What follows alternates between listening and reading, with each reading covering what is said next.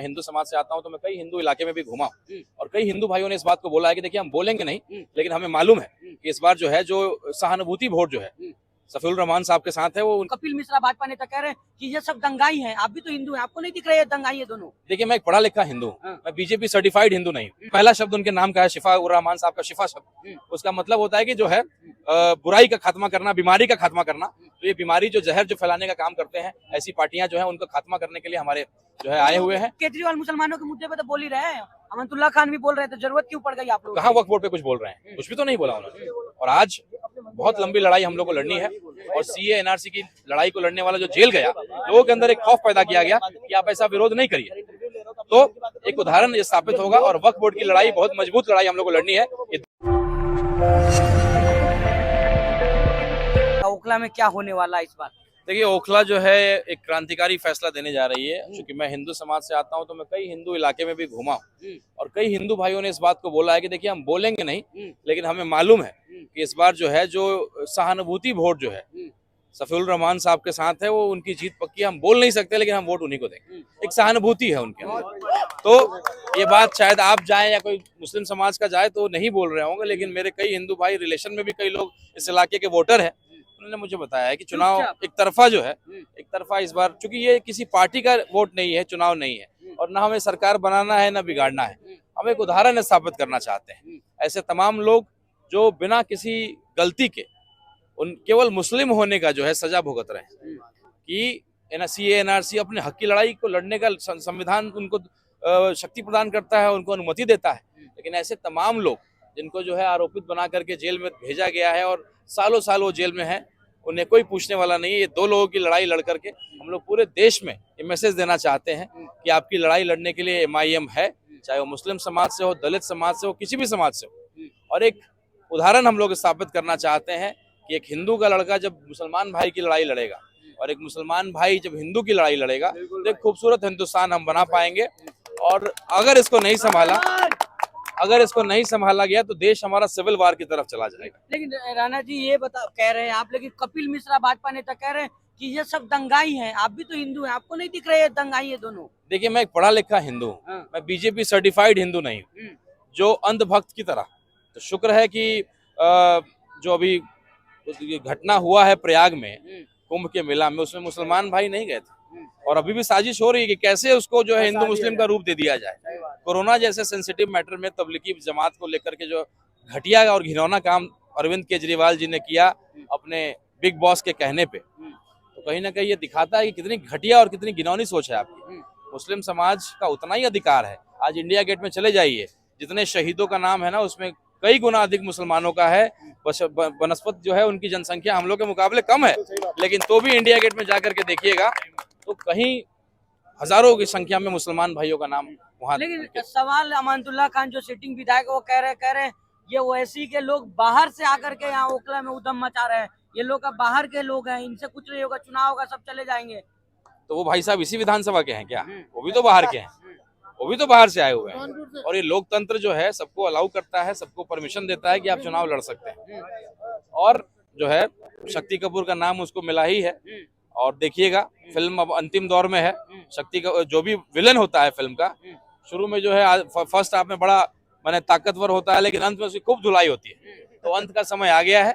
हमारे जो हीरो हैं, देश के जो शेर माने जाते हैं, असुद्दीन ओवैसी साहब, हमारे बिहार के शेर अख्तरुल ईमान साहब यहाँ उपस्थित थे। तो हमारे हीरो आ चुके हैं, विलन की धुलाई होगी और ये अंतिम 2 दिन में देखिएगा विलन का जो है।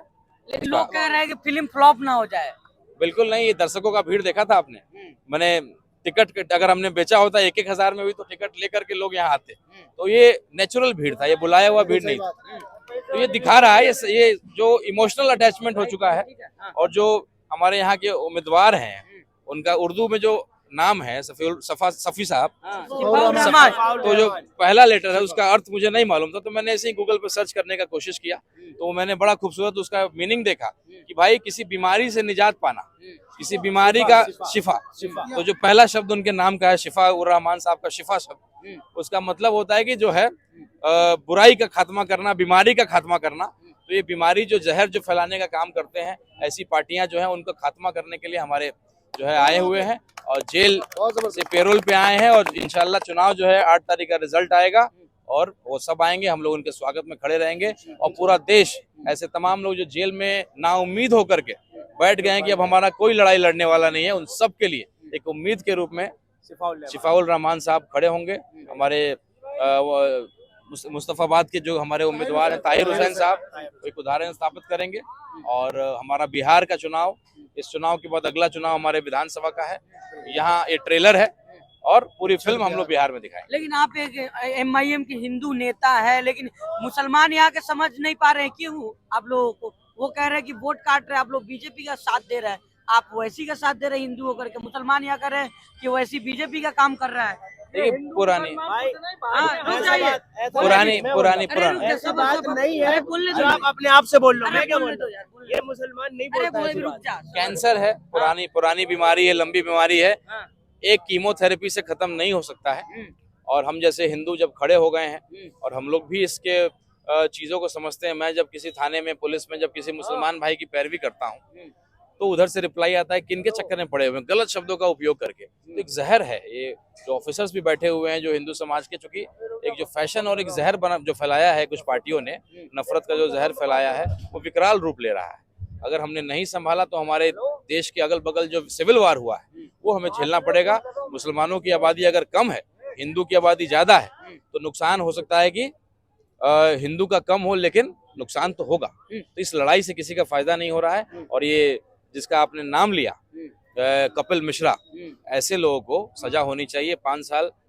शफीउल रहमान साहब को नहीं, इस व्यक्ति को होना चाहिए था। इस व्यक्ति ने जब पहली बार एक बयान दिया था कि अगर पुलिस हटाती है तो हटा ले, नहीं तो मैं जाकर के हटा दूंगा, और उसी के अगले दिन दंगा जो है उसकी शुरुआत हुई। कॉन्स्टिट्यूशन क्लब में जो है कपिल शर्मा ने एक गलत बयान दिया था कि पुलिस करे ना करे, लेकिन हमारे कार्यकर्ता जाकर के जो भी CA NRC का विरोध कर रहे हैं उनको हम लोग लात मार के हटाएंगे, करेंगे। और उसी के आक्रोश में ये दंगा जो है छोटा मोटा जो भी हुआ, इसका असली आरोपी वो कपिल शर्मा है। लेकिन कहा जा रहा है कि पतंग उड़ाने के चक्कर में ओखला में कहीं कमल ना खिल जाए। बिल्कुल नहीं, ऐसा बिल्कुल नहीं होगा। जो आबादी है यहाँ की, ये हर एक व्यक्ति जानता और समझता है। और आपको बता दूं, क्योंकि मैं हिंदू समाज से आता हूँ, मैं कई हिंदू वोटर्स के बीच में भी गया हूँ जो मेरे रिलेशन में भी आते हैं। वो खुद कहते हैं कि बीजेपी यहाँ जीतेगा नहीं। तो हम लोग इस बार शफीउल रहमान साहब क्यों ही देंगे, लेकिन इस बात को बोलेंगे नहीं, क्योंकि आम आदमी पार्टी को हम नहीं दे सकते हैं। लेकिन हम लोग चुपचाप देंगे, क्योंकि हमारा कैंडिडेट जीत नहीं रहा है, क्योंकि हिंदू के वोटर्स इतने हैं नहीं। तो ये इस इलाके में स्पष्ट है, मैं लिख के दे सकता हूँ कि बीजेपी कभी नहीं जीतेगी। तो कहा जाता है एजेंट हैं आप, तो पार्टी में काफी दिन से देखिए, जब बीजेपी ने जब शुरुआत की होगी ना, जब उसका एक MP और एक सांसद रहा होगा ना, उसके ऊपर भी ऐसे ही आरोप लगे होंगे। कोई पार्टी जब शुरुआत करती है तो उसके ऊपर ऐसे आरोप लगते हैं। लेकिन हमारे नेता कहते हैं कि भाई, एक बार पूछा गया कि भाई एक बनिया भाई जब बीजेपी को जब जनसंघ हुआ करता था तो पूछा कि भाई उसको वोट क्यों दिया तुमने, वो तो जीतने नहीं वाली है। तो उसने जवाब दिया कि भाई बहुत बड़ा गड्ढा है, एक दिन में नहीं भरेगा, कुछ टोकरी हर साल डालेंगे तब जाकर के वो गड्ढा भरेगा। इसकी शुरुआत हुई है। बिहार में 5 विधायक हुए, महाराष्ट्र में सांसद हुए। लेकिन सवाल तो ये है कि केजरीवाल मुसलमानों के मुद्दे पे तो बोल ही रहे हैं, अमनतुल्ला खान भी बोल रहे थे, जरूरत क्यों पड़ गई आप लोग? कहाँ वक्फ बोर्ड पे कुछ बोल रहे हैं? कुछ भी तो नहीं बोला उन्होंने। और आज बहुत लंबी लड़ाई हम लोग को लड़नी है, और CA NRC की लड़ाई को लड़ने वाला जो जेल गया, लोगों के अंदर एक खौफ पैदा किया गया कि आप ऐसा विरोध नहीं करिए, तो एक उदाहरण ये स्थापित होगा। और वक्फ बोर्ड की लड़ाई बहुत मजबूत लड़ाई हम लोग को लड़नी है। ये 2 हमारे उम्मीदवार जब चुनाव जीतेंगे तो वक्फ बोर्ड की लड़ाई जो लंबी और बड़ी लड़ाई लड़नी है, और कई हिंदू समाज के लोग भी हम उसको जो है उस लड़ाई को लड़ेंगे। कि आप सच्चे हिंदू नहीं है, MIM को समर्थन देने आ गए हैं। नहीं, हम BJP सर्टिफाइड हिंदू नहीं है, और हम समझते हैं पढ़े लिखे व्यक्ति हैं। अगर जो एक पार्टी जहर फैलाने का काम कर रही है उसको अगर नहीं संभाला गया तो देश सिविल वार की तरफ चला जाएगा, और नुकसान दोनों समाज का होगा। ठीक है, आप कहते हैं कि मुसलमान की आबादी कम है, हिंदू की आबादी ज्यादा है, तो नुकसान तो दोनों का होगा, किसी को कम हो या किसी को ज्यादा हो, लेकिन नुकसान होगा। हम लोग पढ़े लिखे हिंदू हैं, BJP सर्टिफाइड हिंदू नहीं है, इसलिए हम लोग चाहते हैं कि देश हमारा इस गलत दिशा में ना चला जाए जिस तरीके से हमारे इर्द गिर्द के देश चले गए।